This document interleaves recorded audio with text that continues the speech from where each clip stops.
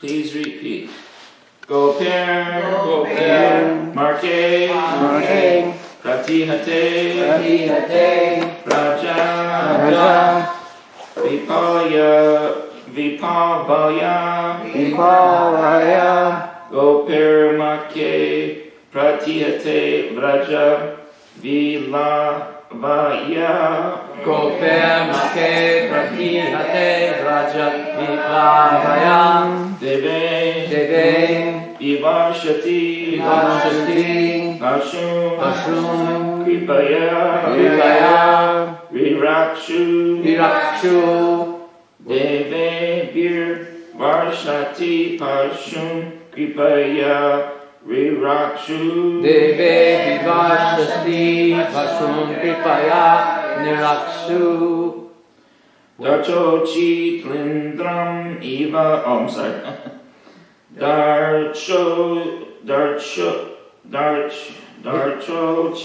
Lindram. Datro Zilindram. I'm sorry, part of my letters are missing here. It's like they're just missing. Darto Lindram. Datro Zilindram. Eva. Sapta. Dinani. Sapta. Darto Lindram Eva Sapta. Dinani Sapta. Darcho Tilindra Siva Sapta Dinani Sapta. Varsho Mahidram Anag Ahaka Kare Salilam Varsho Mahidram Anag Haika Kare Salilam Varsho Mahidram Anag Kare Salilam. Gopir Maki Pratihate Vraja Viplavaya Gopir Make Pratihate Vraja Viplavaya Deve Vivarshati Pashum Kripaya Virakshu Deve Vivashati Pashum Kripaya Virakshu Darto Lindram Eva Sapta Dinani Sapta Darto Chilindram Eva Sapta Dinani Sapta Varsho Mahidram Anag Haika Kare Salilam Varsho Mahidram Anakai Kare Salilam. Can either one of you two do the melody? Gopar Make Pratihate Vraja Viplavaya Gopar Make Pratihate Vraja Viplavaya Deve Vivarshati Pashum Kripaya Virakshu Deve Vivashati Pashum Kripaya Nirakshu Darto Chilindram Iva Sapta Dinani Sapta Dato Chilindram Ida Sapta Dinani Sapta Varsho Mahidram Anagai Kakare Shalilam Varsho Mahidram Anakai Kare Salilam Gopar Make Pratihati Vraja Viplavaya Gopar Make Pratihate Vraja Viplavaya Deve Bhavishati Pasum Kripa Virikshu Deve Vivashati Pashum Kripaya Virakshu Dato Chilindram Iva Sapta Dinani Sapta Darcha Chilindram Iva Sapta Dinani Sapta Varsho Mahindram Anagaika Kare Salinam Varsho Mahidram Anagai Kare Shalilam Gopar Make Pratihate Vraja Viplavaya Gopar Make Pratihati Vraja Viplavaya Deve Vivashati Pashum Kripaya Virakshu Deve Vivashati Pasum Kripati Virikshu Darto Chilindram Iva Sapta sapta dinani sapta. Darto Chilindram Eva Sapta Dinani Sapta.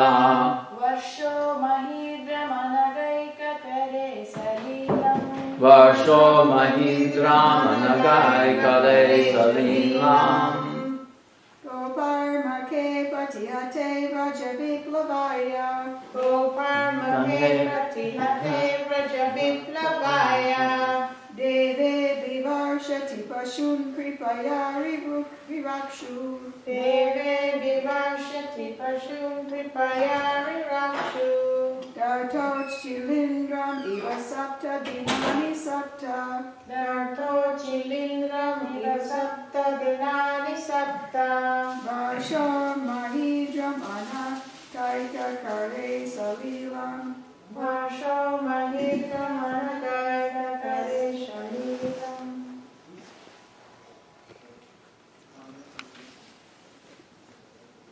Please repeat. Go by by the cowherd men. By the cowherd men. Make in offering a sacrifice to the King of Heaven. And offering a sacrifice to the King of Heaven. Pratihate being hampered. Being hampered. Raja Vipavaya Raja Vipavaya.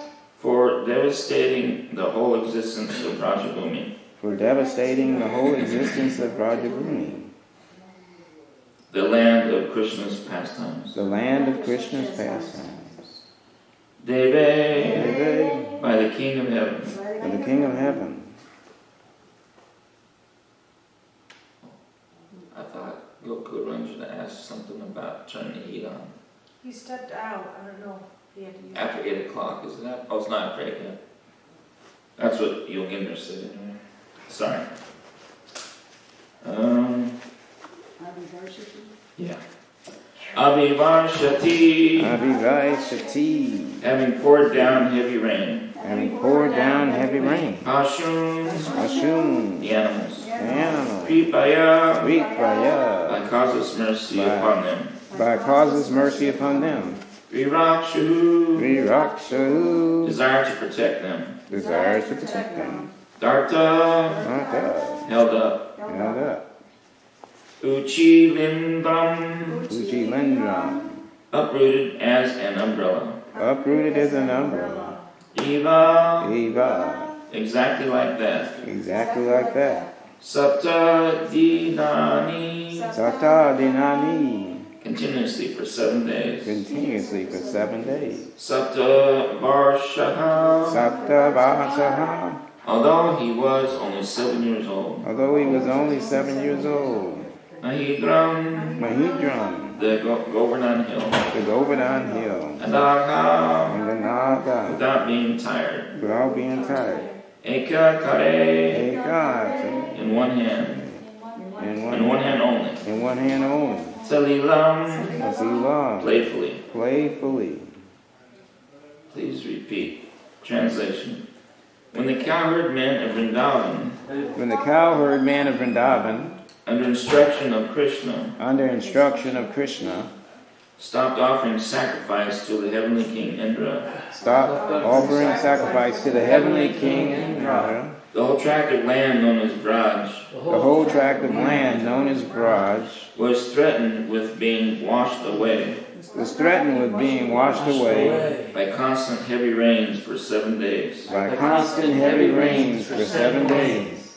Lord Krishna, But Krishna, out of his causeless mercy upon the inhabitants of Braj, out of his causeless mercy upon the inhabitants of Braj, held up the hill known as Govardhan held up the hill known as Govardhan with one hand only, with one hand only, although he was only 7 years old. although he was only 7 years old. He did this to protect the animals He did this to protect the animals from the onslaught of water. from the onslaught of water. And I'll reread that translation. When the cowherd men of Vrindavan, under instruction of Krishna, stopped offering sacrifice to the heavenly king Indra, the whole tract of land known as Braj was threatened with being washed away by constant heavy rains for 7 days. Lord Krishna, out of his causeless mercy upon the inhabitants of Raj, held up the hill known as Govardhan with one hand only, although he was only 7 years old. He did this to protect the animals from the onslaught of water. Purport by His Divine Grace, A.C. Bhaktivedanta Swami Srila Prabhupada Ki Jai. Jai Srila Prabhupada. Children play with... I'm sorry. I had a rough night last night. Om Namo Bhagavate Vasudevaya. Om Namo Bhagavate Vasudevaya. Om Namo Bhagavate Vasudevaya. Om Namo Bhagavate Vasudevaya. Om Namo Bhagavate Vasudevaya. Om Namo Bhagavate Vasudevaya. Well, I guess we did too because we didn't notice. Right? Well, I feel pretty good. I don't think I get any sleep, but I got a few hours actually. You know, the van, it's dead now. I mean, as far as the battery goes. But anyway, we got a lot of preaching done now. That was nice. Purport by His Divine Grace. Children play with an umbrella, generally known as a frog's umbrella. And Lord Krishna, when he was only 7 years old, could snatch the great hill known as Govardhan Parvata at Vrindavan and hold it for 7 days continuously with one hand, just to protect the animals and the inhabitants of Vrindavan from the wrath of Indra, the heavenly king, who had been denied sacrificial offerings by the inhabitants of Rajabhumi. Factually, there is no need of offering sacrifices to the demigods for their services if one is engaged in the service of the Supreme Lord. Sacrifices recommended in the Vedic literature for satisfaction of the demigods are a sort of inducement to the sacrificers to realize the existence of higher authorities. The demigods are engaged by the Lord as controlling deities of material affairs. And according to the Bhagavad Gita, when a demigod is worshipped, the process is accepted as the indirect method for worshipping the Supreme Lord. But when the Supreme Lord, I'll read that again. The demigods are engaged by the Lord as controlling deities of material affairs. And according to the Bhagavad Gita, when a demigod is worshipped, the process is accepted as the indirect method for worshipping the Supreme Lord. But when the Supreme Lord is worshipped directly, there is no need of worshipping the demigods or offering them sacrifices as recommended in particular circumstances. Lord Krishna therefore advised the inhabitants of Rajabhumi not to offer any sacrifices to the heavenly king Indra. But Indra, not knowing Krishna in Rajabhumi, was angry at the inhabitants of Rajabhumi and tried to avenge the offense. But, competent as the Lord was, he saved the inhabitants and animals of Rajabhumi by his personal energy and proved definitely that anyone directly engaged as a devotee of the Supreme Lord need not satisfy any other demigods, however great, even to the level of Brahma or Shiva. Thus, this incident definitely proved without a doubt that Lord Krishna is the personality of Godhead, and that he was so in all circumstances, as a child on the lap of his mother, as a boy of 7 years old, and as an old man of 125 years old. In either case, he was never on the level of the ordinary man, and even in his advanced age he appeared a young boy of 16 years old. These are the particular features of the transcendental body of the Lord. Translation. When the cowherd men of Vrindavan, under instruction of Krishna, stopped offering sacrifice to the heavenly king Indra, the whole tract of land known as Braj was threatened with being washed away by constant heavy rains for 7 days. Lord Krishna, out of his causeless mercy upon the inhabitants of Braj, held up the hill known as Govardhan with one hand only, although he was only 7 years old. He did this to protect the animals from the onslaught of water. So as we become more and more involved in Krishna's pastimes, we become more and more Krishna conscious, we become more and more purified. And we can meditate on all of these infinite pastimes at all times and for all eternity. And we'll always be satiated, happy, blissful, and ecstatic, remembering Krishna's lotus feet and all his wonderful pastimes. I'm reading from the 10th canto, part 1. Chapter 24, Worshipping Govardhan Hill. Anybody want to make a comment before I start reading? No comments? Okay. While engaged with the Brahmanas, who were too involved in the performance of Vedic sacrifices, Krishna and Balaram also saw that the cowherd men were preparing a similar sacrifice in order to pacify Indra, the king of heaven, who was responsible for supplying water. As stated in the Chaitanya Charitamrita, a devotee of Krishna has strong and firm faith in the understanding that if he is simply engaged in Krishna consciousness and Krishna's transcendental loving service, then he is free from all other obligations. A pure devotee of Lord Krishna doesn't have to perform any of the ritualistic functions enjoined in the Vedas, nor is he required to worship any demigods. Being a devotee of Lord Krishna, one is understood to have performed all kinds of Vedic rituals and all kinds of worship to demigods. Just by performing the Vedic ritualistic ceremonies or worshiping the demigods, one does not develop devotional service for Krishna. But one who is engaged fully in the service of the Lord has already finished all Vedic injunctions.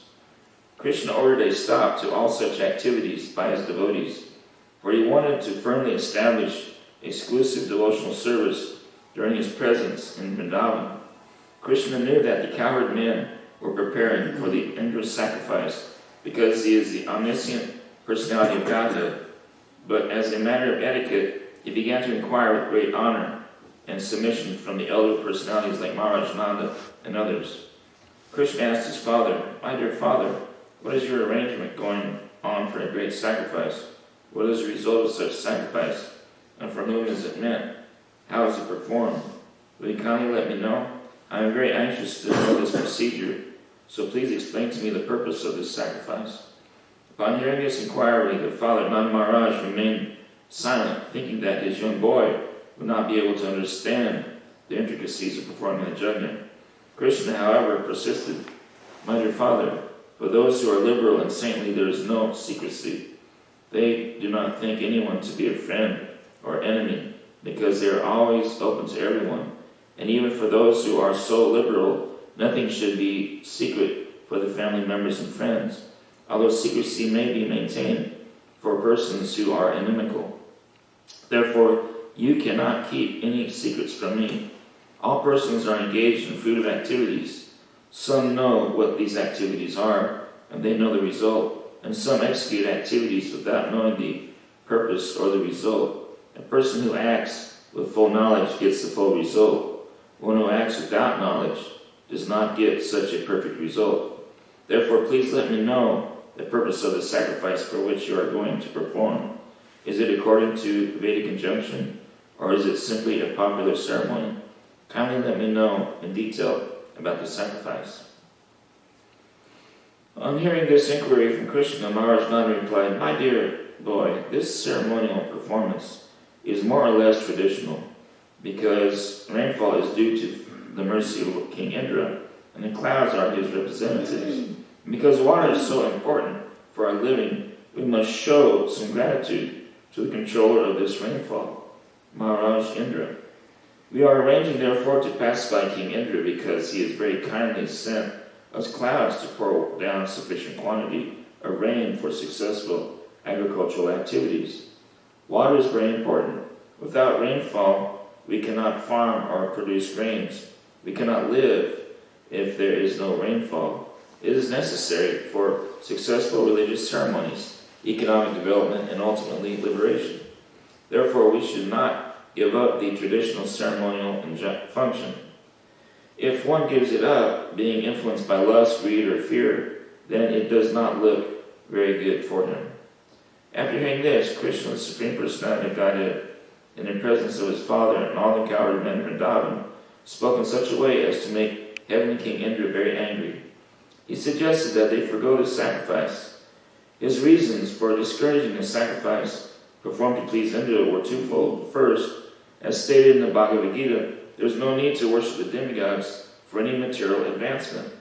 All results derived from worshiping the demigods are simply temporary, and only those who are less intelligent are interested with temporary results.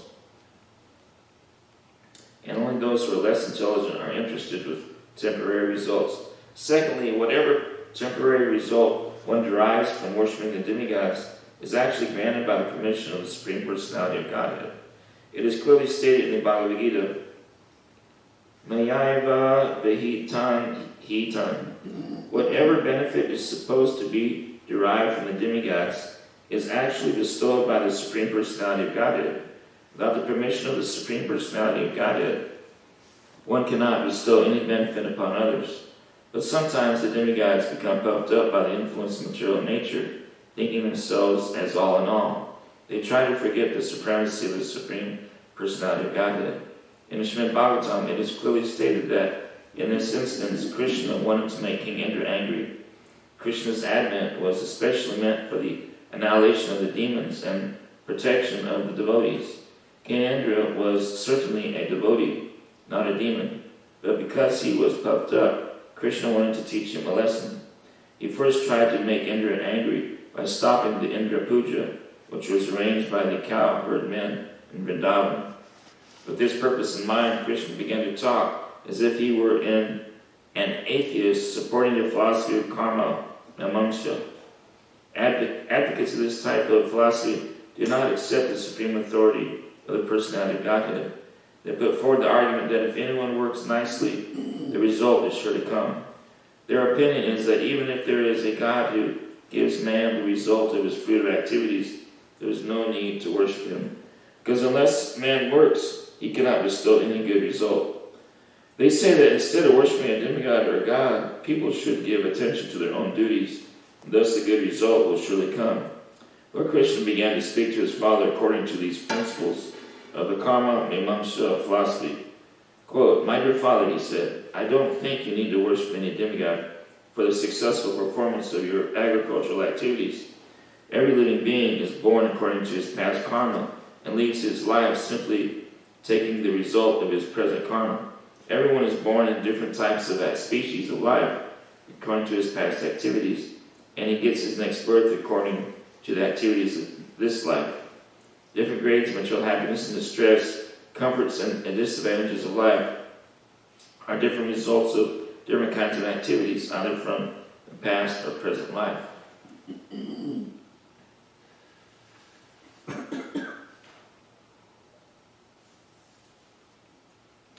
And so you skip a couple pages, and after hearing this statement of Krishna, Nanda Maharaj replied, "My dear boy, since you are asking, I shall arrange for a separate sacrifice for the local brahmanas in Govardhan Hill.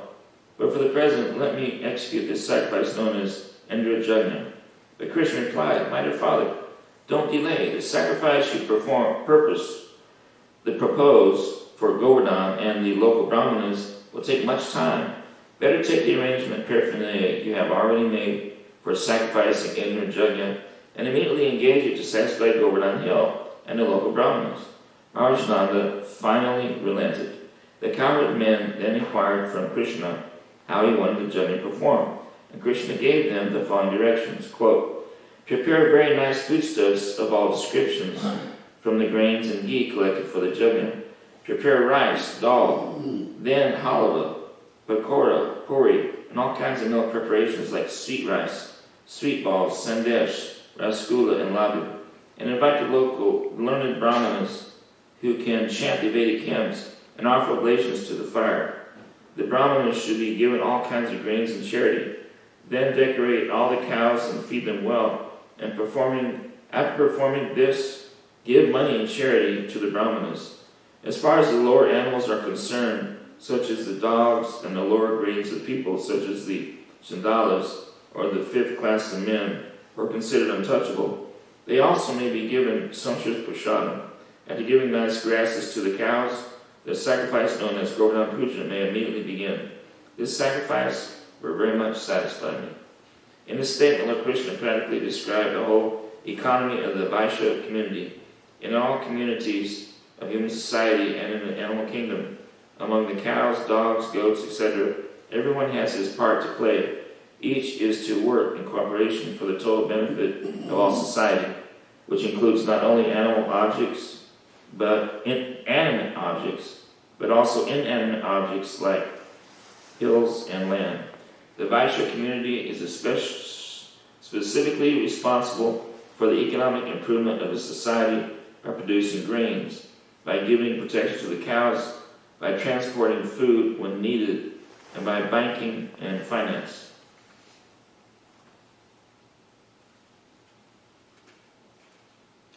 The Supreme Personality of Godhead therefore advised the cowherd men to stop the Indrajanya and begin the Govardhan Puja in order to chastise Indra, who was very much puffed up at being the supreme controller of the heavenly planets.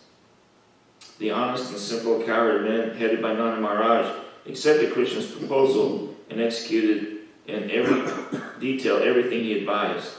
They performed Govardhan worship and the circumambulation of the hill.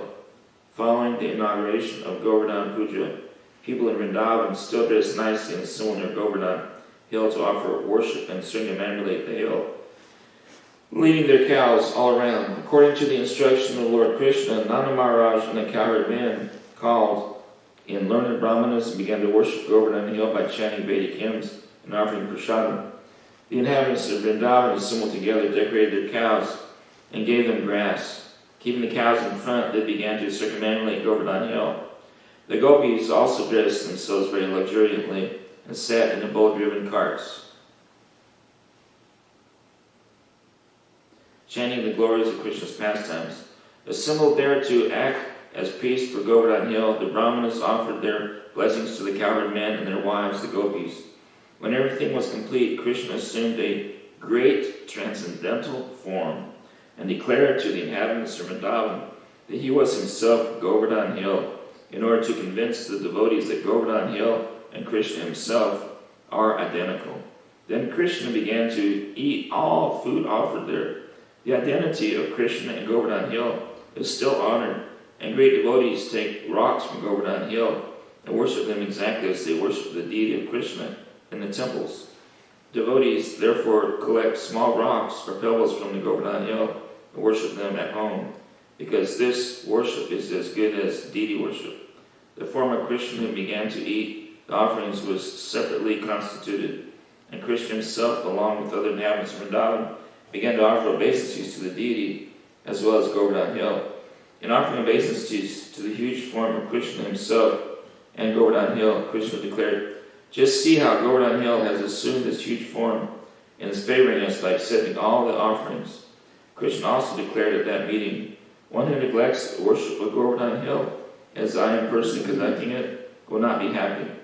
There are many snakes on Govardhan hill, and persons neglecting the prescribed duty of Govardhan Puja will be bitten by these snakes and killed. In order to assure the good fortune of the cows and themselves, all people of Vrindavan near Govardhan must worship the hill as prescribed by me." Thus, performing the Govardhan Puja sacrifice, all the inhabitants of Vrindavan followed the instructions of Krishna, the son of Vasudeva, and afterwards they returned to their respective homes. Chapter 25, Devastating Rainfall in Vrindavan. So what we just heard was that he assumed the form of the hill, but simultaneously he was also, and he was eating in that form, but he also then was, it appears that he was also then talking to them, like in other words, there was two of him. That's what it seemed like. Yeah. Does that sound That's right? what it sounds like to me. I mean, that's what I thought. The other thing is that, again, we discussed this the other day, this is the 10th canto, so Sukadeva is telling Parikshit about these pastimes, knowing that very soon, maybe within 24 hours or 30 hours or whatever, he will be bitten by a snake. And what pastime was it we were listening to? Just now? No, the other one. The other day. No. Was it you reading somebody was reading, maybe it was Ati Sundari, was Kali serpent. Anyone who hears this pastime and relish listening to this pastime will have no fear of snakes. And now this one, if you worship Govardhan, no fear of snakes. If you but don't, Parikit is you're going to be gonna be bitten by a snake. So but I guess he's basically saying that Parikit had no fear of snakes. Oh, yeah, you know, the snakes here in Talavana actually seem friendly, the ones I've met. They're very mild, you know. I never see them. Oh, yeah. And that's just good with me. Good, yeah. Well, let me just go ahead, in case we run out of time here. Yeah. Today is appearance of Sri Purusottama Das Thakur. It's very short, so I just wanted to make sure I fit that in. The 23rd and 24th prominent devotees of Nityananda Prabhu were Sada Shiva Kaviraj and his son Purusottama Das, who was the 10th Gopala. Since birth, Purusottama Das was merged in the service of the lotus feet of Lord Nityananda Prabhu, and he was always engaged in childish play with Lord Krishna. Sri Sadashiva Kaviraj was extremely fortunate. His son's name was Sri Purusottama Das. He was never externally conscious of his material body. Nityananda Chandra enacted many pastimes from within his heart. Sri Purusottama Thakur had three main disciples: Sri Madhavacharya, Sri Yadavacharya, and Devaki Nandana Das, who were born in Kulina Brahmana families. Madhavacharya married Nityananda Prabhu's daughter Ganga Devi. Devaki Nandana was the author of the book Vaishnav Vandane. Purusottama Thakur's Shripat was previously at Shukasagar. Now his deities are at Chandriyagram. So is that Madhvacharya or is it Madhava? Madhavacharya. Okay. That's different than where the Gaudiya Brahma Madhva Acharya. It's different. Yeah. Okay. This temple is called Vasu Janavapat. Perhaps this is due to the fact that Kanai Thakur, the son of Purusottama, was the adopted son of Sri Janava. Sri Purusottama Thakur was the cowherd boy Stoka Krishna in Krishna Lila.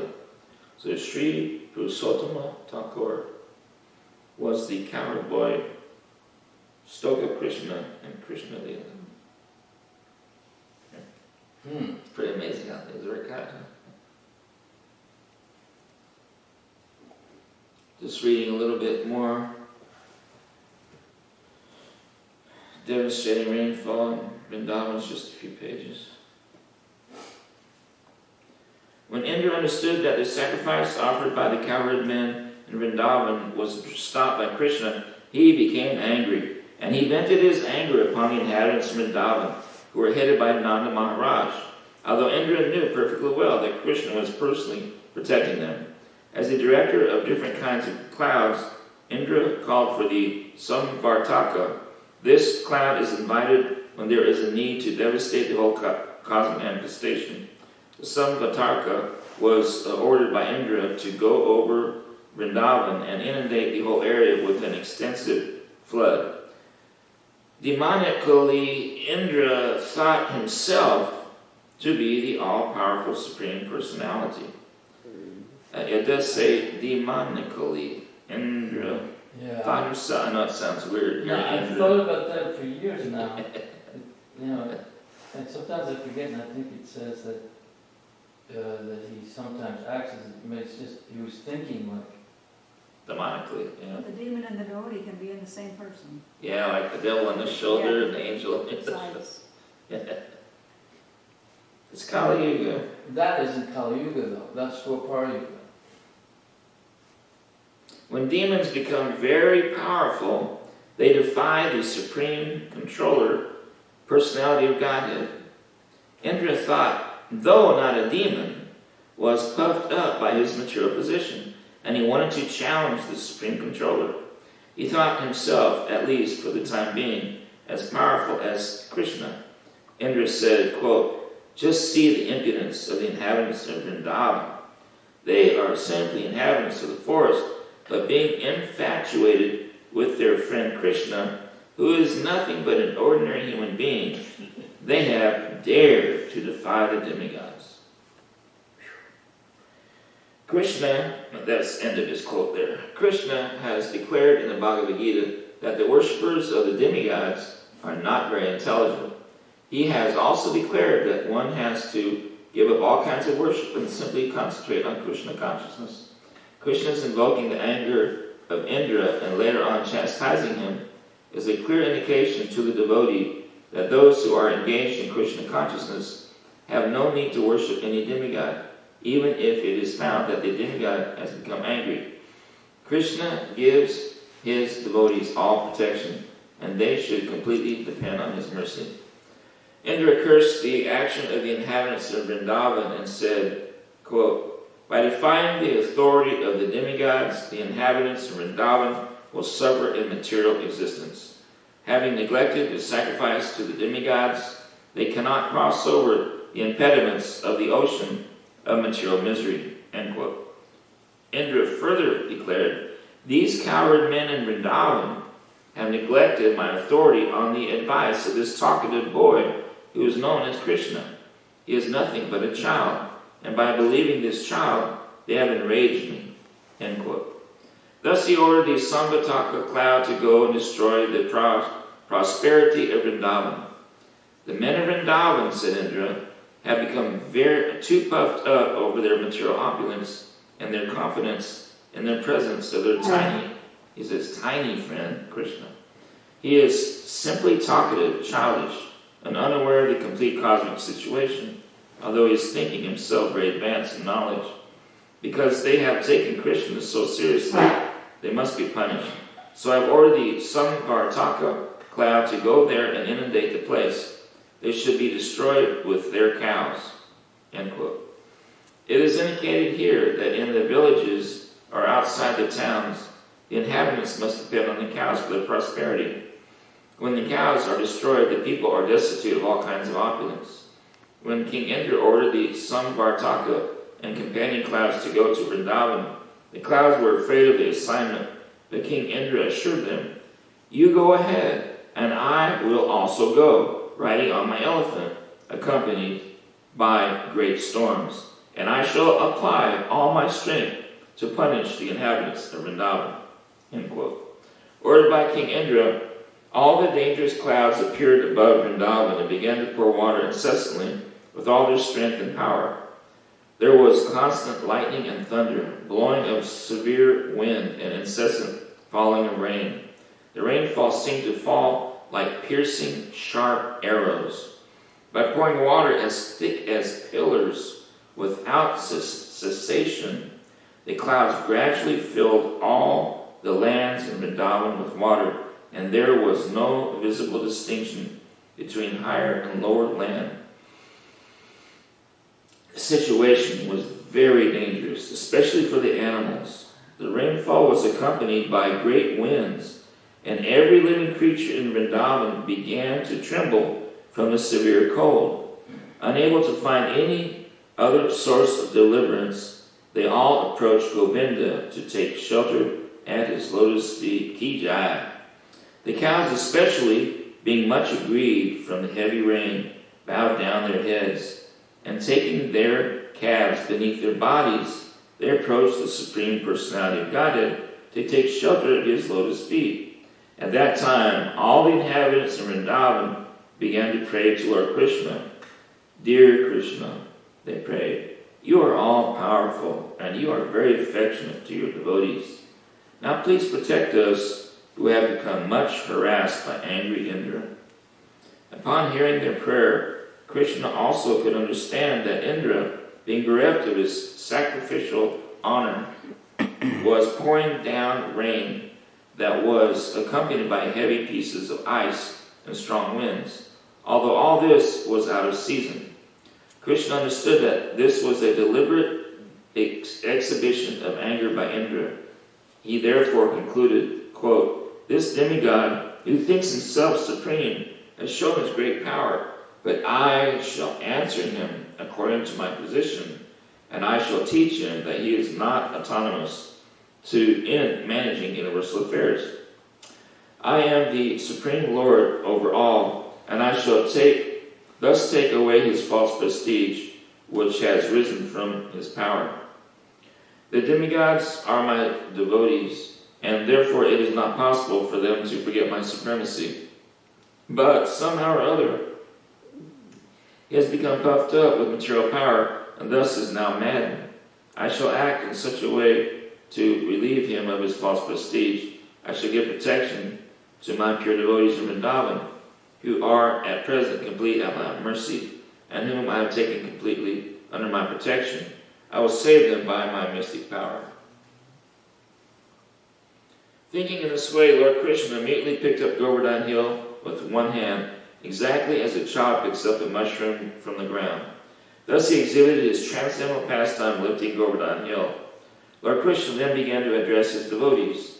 Quote, "My dear brothers, my dear father, my dear inhabitants of Vrindavan, you can now safely enter under the umbrella of Govardhan Hill, which I have just lifted. Do not be afraid of the hill and think that it will fall from my hand. You have been too much afflicted from the heavy rain and strong wind. Therefore I have lifted this hill, which will protect you exactly like a huge umbrella. I think this is a proper arrangement to relieve you from your immediate distress. Be happy along with your animals underneath this great umbrella." Being assured by Lord Krishna, all the inhabitants of Vrindavan entered beneath the great hill and appeared to be safe along with their property and animals. The inhabitants of Vrindavan and their animals remained there for 1 week without being disturbed by hunger, thirst, or any other discomforts. They were simply astonished to see how Krishna was holding up the mountain with the little finger of his left hand. Seeing the extraordinary mystic power of Krishna, Indra, the king of heaven, was thunderstruck and baffled in his determination. He immediately called for the clouds and asked them to desist. When the sky became completely clear of all clouds and there was sunrise again, the strong wind stopped. At that time, Krishna, the Supreme Personality of Godhead, known now as the lifter of Govardhan Hill, said, quote, "My dear cowherd men, now you can leave and take your wives, children, cows, and valuables, because everything is ended. The inundation has gone down along with the swelling waters of the river." All the men loaded their valuables on carts and slowly left with their cows and other paraphernalia. After they had cleared out everything, Lord Krishna very slowly replaced Govardhan Hill exactly in the same position as it had been before. When everything was done, all the inhabitants of Vrindavan approached Krishna and embraced him with great ecstasy. The gopis, being naturally very affectionate to Krishna, began to offer him curd mixed with their tears, and they poured incessant blessings upon him. Mother Jasoda, Mother Rohini, Nanda, and Balaram, who was the strongest of the strong, embraced Krishna one after another, and from spontaneous feelings of affection, blessed him over and over again. In the heavens, different demigods from different planetary systems, such as Siddhaloka, Gandharvaloka, and Charanaloka, also began to shower their complete satisfaction. They poured showers of flowers on the surface of the earth and sounded different conch shells. There was beating of drums, and being inspired by godly feelings, residents of Gandharva Loka, began to play on their tambours to please the Lord. And after this incident, the Supreme Personality of Godhead, surrounded by his dear friends and animals, returned to his home. As usual, the gopis began to chant the glorious pastimes of Lord Krishna with a great feeling, for they were chanting from the heart. Thus ends the Bhagavatam purport of the 25th chapter of Krishna devastating rainfall in Vrindavan. Ki Jai. Any comments? Questions? Agoyas is Simul devotees, Agoyas entire Parampara, Shishi Goyantai, Shishi Advaita. Yes, Lanji. Oh, the whole time you were reading before, I was just thinking, that Krishna would not want us all to be killing the cows, number one, or to be vegans. It's like two opposite type of things which are both against the cows. Even if you think about it, veganism is taking a stance that cows aren't necessary. Yeah. And, we're not, then if devotees, adopt that, then we're not feeling that the cow's important. Whereas Krishna did this whole thing to protect the cows. And I just feel like we have to really, wake up and see what's going on. And, Yeah, you're absolutely right, Mom. I was in one of their meetings. In Huntsville, this was years ago. I was shocked. I found out what you were talking about. I went in there and I thought they might be for the cow because they're vegetarians, but I guess they're vegans. Yeah, so they're vegans. And they also say that if we drink milk, we're stealing the calf's milk. Yeah. They say a lot of things, and there's a lot of hate. It sounds like there's hatred there. It's almost like they hate the cow. From what I heard in that meeting, and I was only in there 15 minutes, I was shocked. I walked in there, and I didn't even sit down.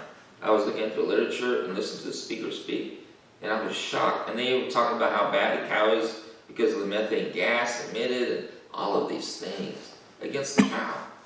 So you're right, Manaji. Well, I mean, if you think about it, there's an unnecessarily amount of cows. That's because they're trying to eat them, not because they're trying to protect them.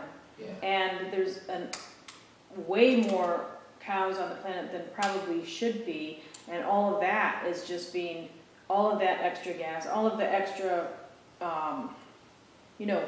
feces that's all washed in with all the chemicals and everything. Of course, that can disturb the planet, but one of the main things about that unnatural system is that they're cutting down so many trees to be able to farm them and to be able to grow the crops that they feed them.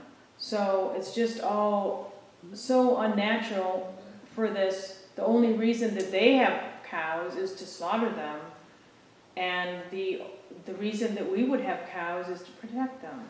And they artificially inseminate, they're not even born by Right. natural They desire. don't have a of the natural animals. life, and it's just so sad to be. I mean, in Operations one way, first. I think veganism, can be a good thing, but in another way, if you really look at it deeply, it's not a good thing. It's misplaced compassion. Yeah, misplaced compassion, because you need, and then someone asked something like that to my spiritual master recently about the whole veganism thing, and he was saying, well, even though there's cows mistreated right now, is it better to just ignore that, or is it better to offer their milk and actually give them some benefit, give that soul that gave the milk some benefit? Because if we just don't offer the milk, we don't partake in that, then these souls, it's all to waste. But at least those souls could be The thing benefited. is that the calf can't drink all the milk that the mother provides. And secondly, when the bad effects from drinking milk in our society is due to the fact of what these cows are fed and the way they then process the milk, what they add. All of them says enriched with vitamin D. That means fish oil. Ooh. And also, you're supposed to drink milk actually heated up, not cold. Cold, right? And so that's the whole reason there's so much more like lactose intolerant, because of what Prabhu said. The milk isn't, they're not from happy cows, the milk, and even though that's what they advertise. Yeah. Most of them are milked with machines. So if they're missing the whole point of milk is one of the ways that we get the higher brain tissue. Probably calls it's very important. I remember saying a lecture that day, it's a very important food, very important food. Not only that, the ox. We take away their occupation. But we think because of the tractor, And actually, if you look at that video, Vegan Reality Check, that Dr. Steve and Tapa, And together. you were in it. Yeah, but it was, they're the ones who, I mean, I made some changes to it, but the way they describe what the tractor does to the soil and what the cow does, the cow is constantly, what do you call it?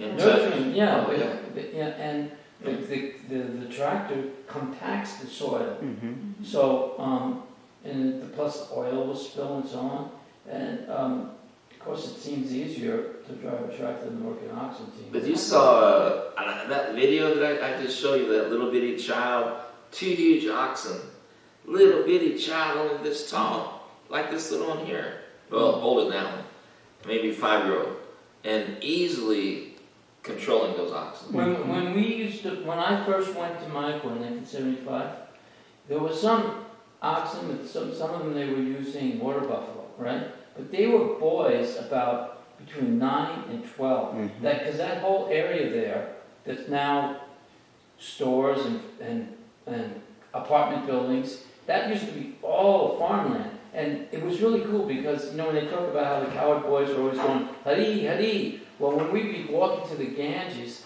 and it was much further to walk from the compound, Prabhupada's compound to the Ganges than it is now, there would be these young boys out there with their ox, or water buffalo ox, or some of them were cow ox, and they'd be going, Hari, Hari, Haribo, Haribo, and they just had a gumsha on, and they had a stick, and it was like completely different situation. And I always think about that when they talk about how the coward boys are always going, Hari, Hari. That's what we would go from a distance, and we'd go, Jai Satinandana! And it's like, and see, we just, as we would walk away from them, they were walking away from us, and we just keep going, Nitai go, Haribo! Jai Satinandana! Way off in the distance. And they were really enthusiastic about it.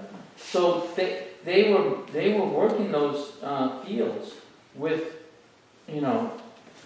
some were cow ox, and unfortunately the rest of them were water buffalo. That's a really good point, Manji. I don't really hear that mentioned much about the veganism, you know what I mean? But I was shocked in that meeting. It was a nice public library, one big meeting room, you know what I mean? And I was just overwhelmed. I said, oh my God, I'm not going to mention a word here. I was tempted to say something. They're coming so heavy with all this. What was it they said that made it seem like they hated the cow? Oh, they said at least 2 or 3 heavy things when I was in there that just come out and knock me off my feet. I've never heard this before. This is intense. Like what? Probably the methane. I probably heard that before. But they said that the cows were just very bad all the way around from what they were saying. Totally against the cows. I always just thought that they thought that man was stealing the calf's milk. Oh, okay. That's what I That's didn't PETA. know. Huh? PETA doesn't Is want that animals PETA? used for anything. They don't want animals used for anything. But there was a movie we saw called Cowspiracy. Cowspiracy. Yeah. Right, and I thought, oh, how wonderful. And at the end, it went really sour. Oh, God. Because what happened was he was talking about the methane was destroying the atmosphere, but it's the misuse and breeding of the cows for industrial food use kind of thing. Yeah. The McDonald's thing that Have you ever causes overproduction. You ever try to maintain a terrarium? Yeah. Try to get the balance. Yeah, it's a balance. Everybody survives inside there. See, that's It's what. not easy. What's his name? Alan. Yeah, right. Alan. What's Alan's last name? What? Alan Savory was the animal. He majored in college in animal husbandry and management in South Africa or somewhere in Africa. And he's the one that said we have to call out these elephants, kill them. So he ordered, and they killed 40,000. They killed 40,000. So they killed all these elephants, and he is to this day trying to make amends. That's right. For that mistake. I can't believe you And heard It's about harmful this. to the land. Terrible. Yeah, he was saying that it actually messed up the land by doing this. Yeah. And so what he has come up with is that you can reclaim and improve land by grazing cows in a scientific way. Yeah. And so what they do is they put the cows in a particular area overnight, Oh, that's right. and then they take them out just like the cowherd boys did, and they bring them back to that same area for a week. And in that 1 acre spot where you put maybe 200 cows, the cow dropping and the cow urine is deposited. Then they move them to another And then spot. by them walking, they churn up the Exactly. soil and, And mix that- it all together. And that area is ready to plant for vegetables for a couple of years. Yeah. It could be used just like that. So he's come up with this system of And grassy reclaiming. areas growing over here, and then they move to another area, and that Right, gets fertilized, and they turn to a grassy area. And, right. But it was that Cowspiracy movie that opened my eyes that there are people out there that don't want cows killed, but they don't want cows. Yeah. They don't want cows killed. They don't want cows. But I'm not vegan, but, and same thing with top of it, but basically after he had his heart surgery, you kind of lean in that You're making direction. garlands on the counter, excuse me, is there Yes, some ma'am. problem? Why What? we can't sit back in the corner? What happened? Anybody know? No, what did they move the seats? Nobody Krishna knows that? said that somebody told her that the garland making makes too much noise. What? that's the most hilarious thing I've ever heard. Somehow, that's what she I was said. just meditating on Mother Haridwani walking in, Oh, and I said, yeah. "Here comes the cowherd girl." Flowers for Krishna. Is Krishna in the back? Did she say who said that? She did not know. It's first I heard them. Wow, what's going on? Makes too much noise. The plastic catches in the I don't think microphone. it's. I don't think it's garland making. Right. But it doesn't make Wait. noise to me at all. I don't know. Oh, I think, It's I wanted to garland say make. something about this. Yes, but ma'am. I think it made noise. I've been waiting a long time, and I get to. Yeah, I was- All men are talking, everybody's talking about it. I saw you. I want to participate too, and as soon as I did, you talked right through me. So, It's on the G.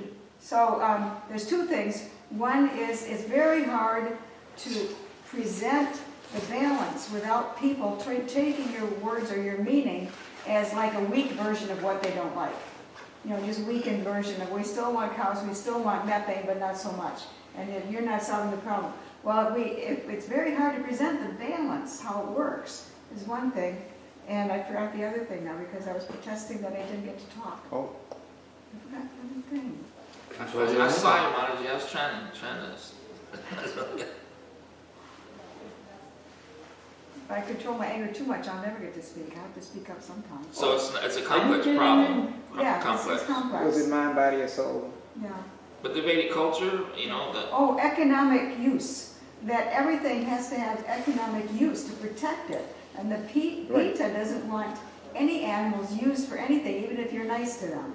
So they think that's some kind of infringement on the animals' rights. Yeah. And animals Yeah. will not survive that well if they just get to wander around like wild pigs, enjoying their happiness. People are eventually going to start shooting them because they're trampling their farmland.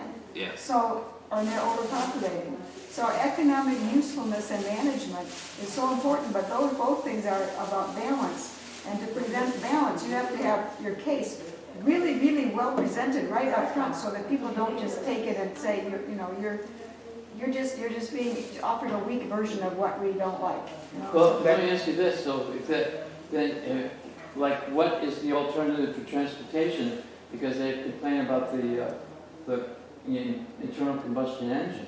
So, I mean, because actually, the real form of transportation in human society is usually, Prabhupada said, oxen, and elephants, and horses, like that. That's the, Yeah. so have they thought about that? And you would get to know your neighbors too. Yeah, they don't think it Because- all the way through. They don't think it all the way through. because They even they- talk about the bees. You can't, We're gonna protect the animals by not using them for Did anything. you Oh, see, for there was an anything. animated... Yeah, this, you're right. That's why ox protection is ox use. Oxen use, right? Yeah, ox employment. I Now, protect the whole- animals sorry, by yeah. not using them. The landscape of North America that the European settlers found was a managed landscape. Nobody understands that. Yeah, the Indians. They had grass fires in order to make the plains stay grass, so the buffalo would multiply, and they had little fires here and there that neatened out the woods and stuff. They planted things. Yeah, some people think it was just left alone, don't touch it, it'll take care of It's itself. natural, but then it becomes just a jungle that nobody can even walk through. Gokul Ranjana was saying something about walk, Because she can run.